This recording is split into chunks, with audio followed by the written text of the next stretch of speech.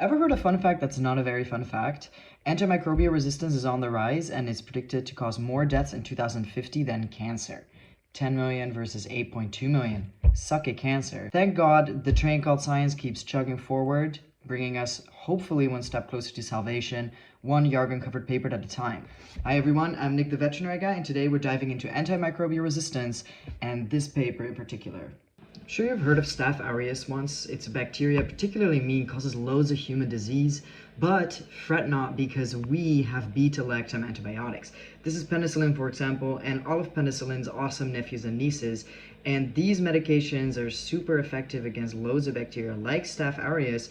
They target a particular area of the cell wall that is essential for the bacteria to build its own cell wall, and it just knocks those areas out like a sniper, taking them out like a fucking dartboard.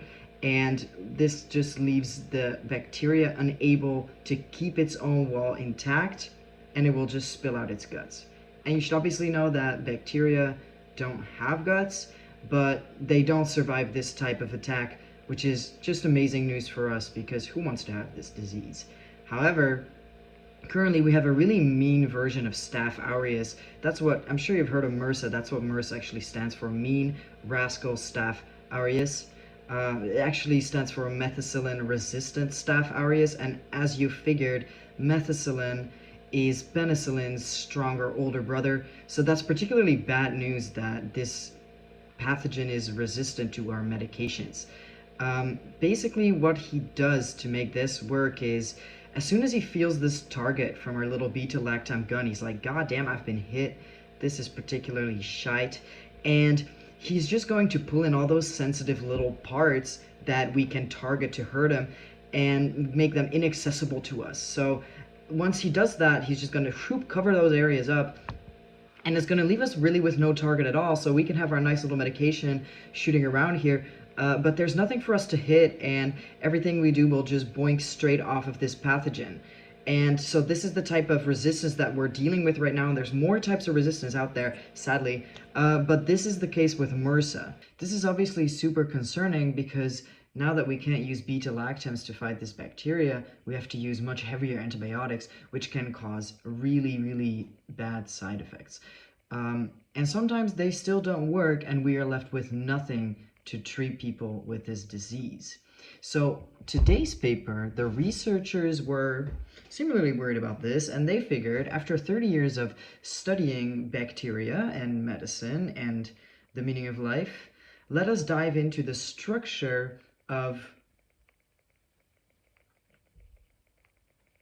whatever it is, really, that Staph aureus is using to make this resistance happen. If I want to understand how I can kill something, I want to understand as much as I can about the molecular structure. If I know exactly what building blocks are used to build this house, then I know where I can knock one out to effectively bring it down. So what they did in this paper is that they really put their little magnification glasses on one particular gene of which they already knew that it's playing a large role in MRSA's resistance. So this gene by the beautiful name of BLAR1, I love it. It's not a gene either. This receptor by the beautiful name of BLAR1, for all of you that are not reading a lot of scientific research, receptor-related research, it's just, names are just fascinating. So anyways, BLAR1, this is a receptor that senses the beta-lactam presence, and so some chemical change will happen to it, which is basically going to make BLAR1 send a little signal into the rest of the cell that's like, guys, bring those babies back in because shit's not good out there. BLAR1 is like the little agent keeping track of the presence of any beta-lactams. It's not the same guy that we were just looking at, the little purple dot, that we take out with our beta-lactams, okay? That's someone else. He's actually called, wait for this one, BLAL. So BLAL is our sensitive little point that we actually like to shoot at. Bam, bam, bam. We take out BLAL. BLAL is essential for keeping the wall built. With no BLALs, the whole thing comes down. However, these guys raised the stakes by however they acquired this BLAR1, because their BLAR1 will ring the alarms when there's any beta-lactams present in the environment. It's going to go, yo, bring in those BLALs, right?